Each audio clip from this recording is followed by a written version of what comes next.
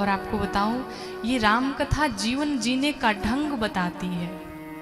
हमें अपने जीवन में किस प्रकार से किसके साथ कैसा व्यवहार करना चाहिए, ये राम कथा से हमें सीखने को मिलता है। एक भाई का भाई के प्रति कैसा प्रेम होना चाहिए, ये राम कथा बताती है। एक पिता कैसा होना चाहिए, एक पुत्र कैसा होना चाहिए, एक पत्नी कैसी होनी चाहिए, ये सारी बातें आपको इस राम कथा में सुनने को मिलेगी।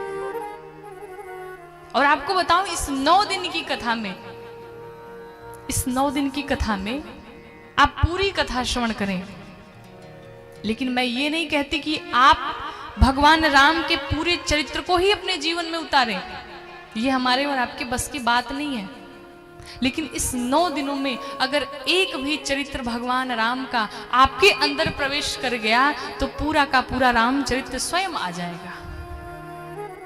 सिर्फ एक बात कोई ध्यान से सुने और उसे अपने जीवन में उतारे। संसार में जितने भी ग्रंथ लिखे गए सबका नाम रामायण रखा गया। आनंद रामायण, कंब रामायण, वाल्मीकि रामायण, रामायण शतकोटि पारा, अनेकों रामायण हैं, लेकिन सबका नाम रामायण रखा गया। लेकिन गोस्वामी तुलसीदास जी महाराज ने जब इस रामचरितमानस की रचना की तो इसका नाम रामायण नहीं रखा, इसका नाम रखा रामचरितमानस।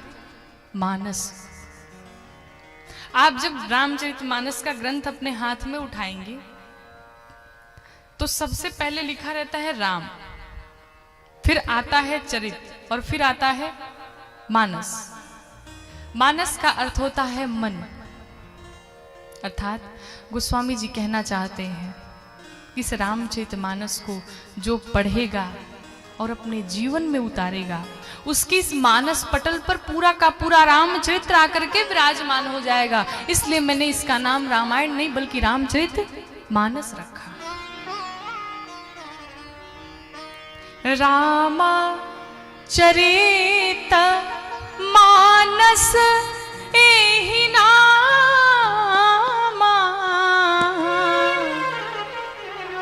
ये रामचरितमानस ऐसा है कि जो भी व्यक्ति, जो भी जीव ध्यान से पढ़ेगा, अपने जीवन में उतारेगा, उसके जीवन में पूरा का पूरा रामचरित्र आकर के बैठ जाएगा।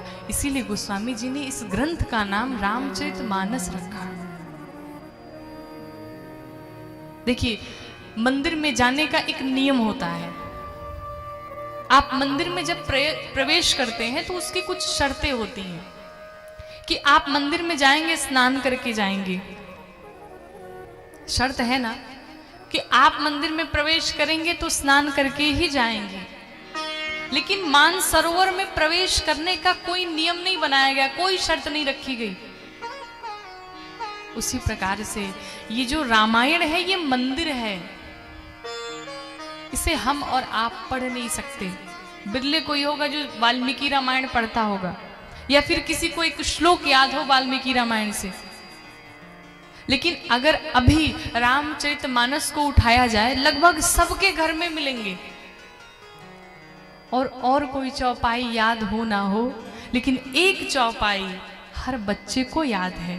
मेरे साथ मिलकर के गाइए कि मंगल भवन अमंगल हारी, मंगल भवन अमंगल हारी, मंगल भवन अमंगल हारी, मंगल भवन अमंगल हारी, मंगल भवन अमंगल हारी, मंगल भवन अमंगल हारी, मंगल भवन अमंगल हारी, मंगल भवन अमंगल हारी, प्रभु सुदशरथ अचिर बिहारी, प्रभु सुदशरथ अजिर बिहारी, प्रभु सुदशरथ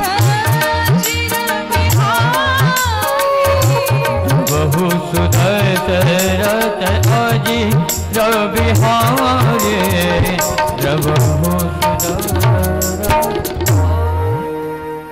सभी बच्चे को याद है, सबको याद है लगभग। इसीलिए गोस्वामी जी ने बड़े ही सरल भाषा में, अवधी भाषा में इस रामचरितमानस जी को लिखा है, जो हम और आपके लिए सुगम हो जाए, हम पढ़ सके। लेकिन एक निवेदन करेंगे आपसे, रामचरितमानस का पाठ करिए, अपने जीवन में एक नियम बना लीजिए। ऐसा आवश्यक नहीं कि आप प्रातः काल उठ करके ही पाठ करेंगे, आप प्रतिदिन एक चौपाई पढ़िए, लेकिन कम से कम उसका अर्थ भी पढ़िए, उसका अर्थ भी जानिए कि आप जिस चौपाई को पढ़ रहे हैं उसका अर्थ क्या है। पता चले पूरा रामचरितमानस आप पढ़ गए और आपको अर्थ एक चौपाई का नहीं पता है, फिर उस पढ़ने का कोई लाभ नहीं है। एक ही चौपाई पढ़िए, 10 दिन पढ़िए, महीने दिन तक पढ़िए, लेकिन जब तक उसका अर्थ आपके समझ में ना आ जाए, अपने जीवन में ना उतार लीजिए, तब तक दूसरी चौपाई पे हाथ ना लगाइए। गोस्वामी जी कहते हैं कि जिस प्रकार से जब जंगल में आग लगी होती है तो जंगल का हाथी दौड़ा भागा मानसरोवर में जाकर के बैठ जाता है। क्यों? क्योंकि वो निश्चिंत हो जाता है कि अब आग हमारा बाल बांका नहीं कर सकती, क्योंकि मैं मानसरोवर में आके बैठ गया हूं।